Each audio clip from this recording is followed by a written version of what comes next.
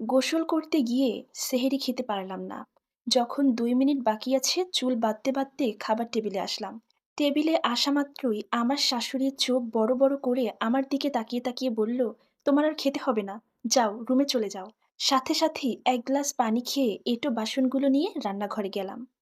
এঁটো বাসনগুলো নিয়ে যখন ধুইতেছিলাম রান্নাঘরে, তখন আমার শাশুড়ি পেছন থেকে এসে আমাকে বলতে লাগলেন, বৌমা, তোমার কি মোটেও লাজ লজ্জা নেই?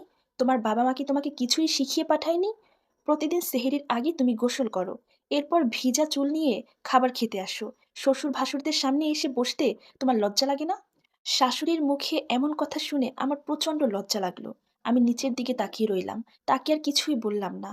এরপর সব বাসনগুলো ধুয়ে আমি রুমে চলে গেলাম। রুমে যাওয়ার পর অনবরত আমার চোখ দিয়ে পানি পড়ছিল। তখন আমার স্বামী আমাকে জিজ্ঞেস করলো, তোমার কি হয়েছে? তখন আমি বললাম, আমার শাশুড়ি আমাকে এই সমস্ত কথা বলেছে। সে এর প্রতিউত্তরে আর কিছুই বলল না, চুপচাপ ঘুমিয়ে পড়ল। এরপর সকাল ৬টার দিকে সে আমাকে ডেকে বলল, তাড়াতাড়ি ঘুম থেকে উঠে আমার জন্য নাস্তা বানাও।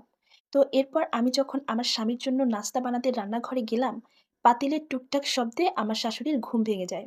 তখন সে রান্নাঘরে এসে বলে, তোমার জন্য কি একটু শান্তিতে ঘুমোতেও পারবো না? তো যাই হোক, সে প্রচণ্ড রেগে যায়। আসলে তারা প্রতিদিন সেহেরি করে একটু দেরি করেই ঘুমায়, যার জন্য সকালবেলা একটু দেরিতে ওঠে। রান্নাঘরে তখন আমি আমার স্বামীর জন্য পরোটা বানাচ্ছিলাম। সে রেগে রেগে বলছিল তখন যে, রোজা তো রাখো না, এখন এগুলো রুমে নিয়ে দুজন মিলে ভাগ করে খাবে। তখন আমি আমার শাশুড়ি মাকে বললাম, মা, আমি তো রোজা, এগুলো আপনার ছেলেই খাবে। তখন সে বললেন, আমার ছেলে তো বাহানা, ছেলেটার নাম করে তুমি সব খাবার রুমে নিয়ে যাও, আর তারপর নিজে খাও। আমি তখন আমার শাশুড়ির সাথে আর কোনো কথা বাড়ালাম না, চুপচাপ তার সব কথা শুনছিলাম। কারণ আমি যদি তখন আমার শাশুড়ির মুখে মুখে তর্ক করতাম, তাহলে সে হয়তো মনে করতেন যে আমি ভালো না। এরপর নাস্তা বানানো শেষ হলে আমি খাবার নিয়ে স্বামীকে রুমে দেই, আর আমি রুমটা গোছাচ্ছিলাম। তখন আমার শাশুড়ির ডাক আসে, বলে যে তার কিছু জামাকাপড় ধুয়ে ছাদে নিয়ে শুকাতে দিতে। এরপর শাশুড়ির জামাকাপড়গুলো নিয়ে ধুয়ে রোদে শুকাতে দিলাম। আসলে অনেকগুলো জামাকাপড় ছিল। আমার শরীরটা তখন প্রচণ্ড খারাপ লাগছিল।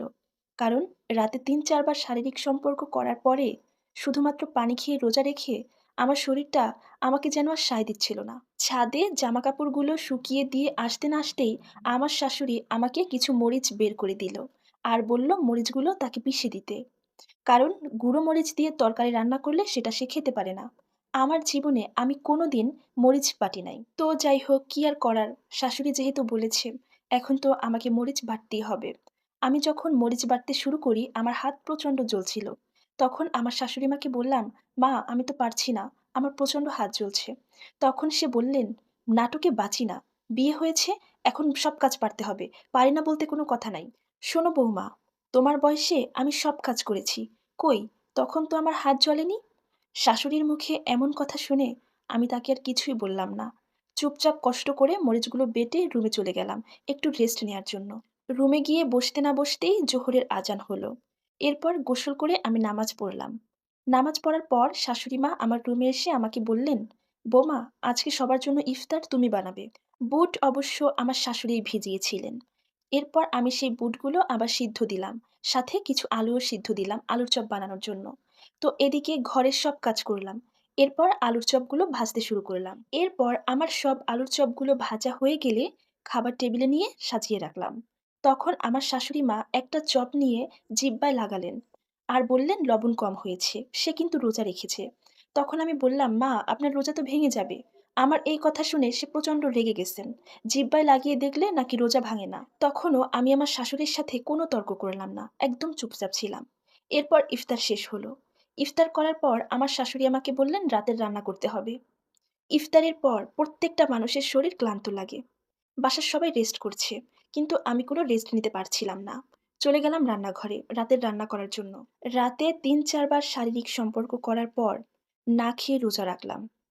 এরপর সারাদিন কত কাজ করলাম।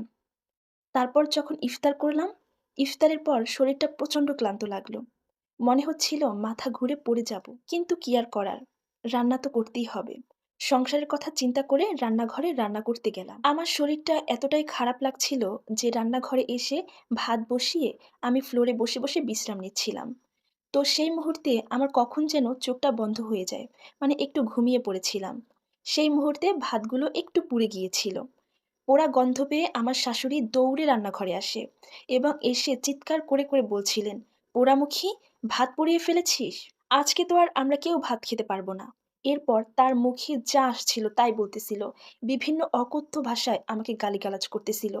পাশে কিন্তু আমার শ্বশুরও দাঁড়ানো ছিল, কিন্তু সে একটুও প্রতিবাদ করছিলেন না।